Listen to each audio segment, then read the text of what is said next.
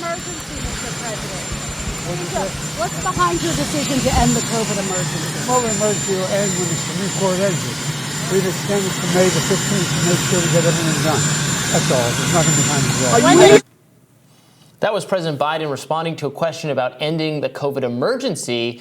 I think he may have been confused there. If you had trouble hearing the video, the reporter asked, what's behind your decision to end the COVID emergency? And then Biden answers, the COVID emergency will end when the Supreme Court ends it.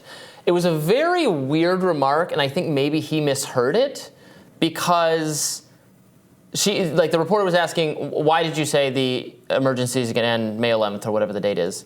And he said, well, no, the court's going to decide when it's ending. So I don't... Yeah, I don't know if he's referring to the kinds of... Title 42? The eviction moratorium, other things have been subject to the Supreme Court deciding whether or not it's warranted. I don't know if that was a senior moment or him just mishearing. I mean, it is also a very common Democratic pivot to basically put on the courts what you are not wanting to take on the political cost of doing yourself. And maybe he was hopeful that this was one of those occasions, but it's not clear to me what I don't know what to make of it. I mean, it's not clear. He said it's going to end. He said it's over. He said it's going. So I don't know why. I just don't understand. I think he might be misheard. Well. Perhaps in related news, Biden's physical health is also being scrutinized again, this time after not submitting to his 2022 physical exam well past the January deadline. You know, again, I'm old enough to remember when there was a whole media cycle pretending that Bernie Sanders hadn't disclosed his health records after he had had his heart attack. And no matter what he disclosed, I said this at the time, and people accused me of being racist. I don't work for anybody now, so I'm going to say it again.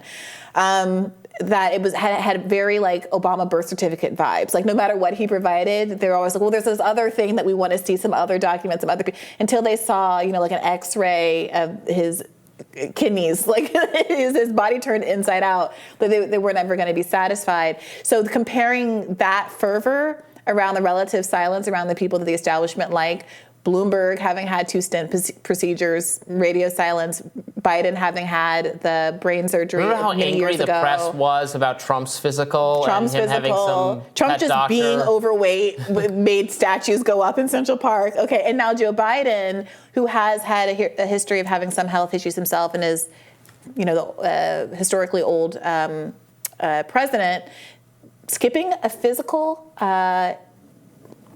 is not raising as many questions as I would expect from a liberal media that had a huge appetite for talking about other people's health issues. Maybe they think in the wake of, the Biden team is thinking that in the wake of all the Fetterman stuff, it might be additionally scrutinized because the media is paying more attention to that stuff.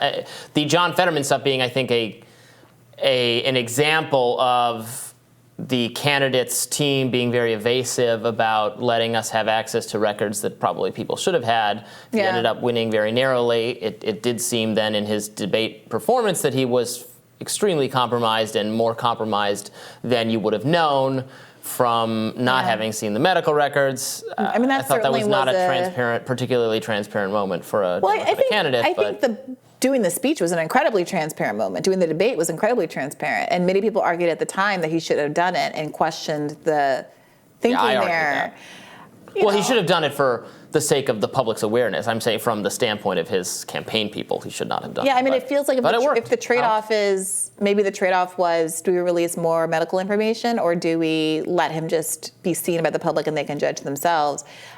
Obviously, like I said at the time, I don't think debates factor in that much, and that turned out to be the case. I mean, there was such a substantive difference between candidates there, but I think that's really what this was about, not the individual per se. The Republicans, they squandered that one so utterly that I still can't believe they bungled that one. Well, look, the reality is, and this was sentiment that was very common in Pennsylvania, that a lot of people have relatives who have experienced strokes, and the kind of tone of some of the critique was seen as very insulting and diminishing of people's loved ones who had been in a similar situation.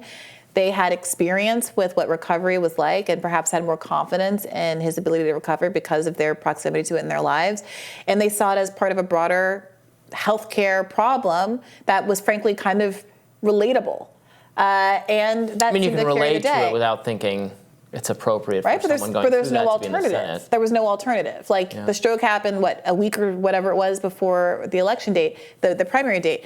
Now Biden's in a different situation. I think similarly, a lot of people have empathy with the idea that you can be an older president. I certainly supported an older president last time around. I don't think it's just about his age, but when there's already kind of a low enthusiasm for Joe Biden, he was seen as many as a compromise candidate that people voted for electability reasons. They just wanted Trump out. When he has failed to deliver on so many of his campaign promises, starting out with the reneging on the checks and then the student debt cancellation of it all and the poultry Build Back Better. I mean, there are people who are going to be looking at this and his record combined with potential health issues, combined with the fact that there are a lot of young Democrats waiting in the wings and say, do we really need to do this? Yeah, good point. Well, that does it for us for today. Tomorrow on Rising, we'll be back with you to discuss the biggest news and catch a few videos from us later this afternoon, starting at 4 o'clock. Yeah, that's fun. I like this new programming angle. If you're more of a late viewer and you like to see things in the evening time after work or as you're heading home, check out the 4 o'clock run. We're working extra hard for you to bring you more content all day. That's right. Be sure to like, share, and subscribe so you never miss any of that content. And for those of you who prefer to listen while on the go, we are now available anywhere you listen to podcasts. And we're also on Roku and other streaming services. So you have options, no excuses to watch and listen. Take care. We'll see you tomorrow. Bye-bye.